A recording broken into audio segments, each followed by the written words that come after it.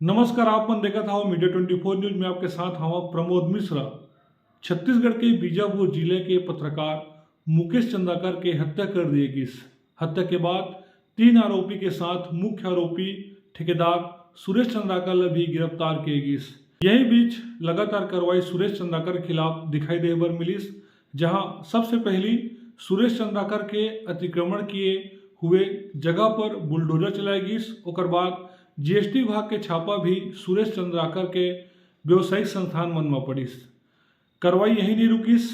सुरेश चंद्राकर के पीडब्ल्यूडी विभाग के ठेकेदारी लाइसेंस ला निलंबित किए गई। साथ ही जितना भी काम सुरेश चंद्राकर ला मिल रही से वो सब ला रद्द कर दिए गई।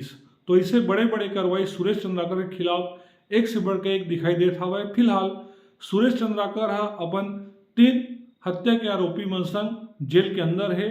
ऐसे में हो सकता है कि आने वाला दिन में और बड़े कार्रवाई हमन ला सुरेश चंद्राकर के खिलाफ दिखाई दे बर पड़ सकत है।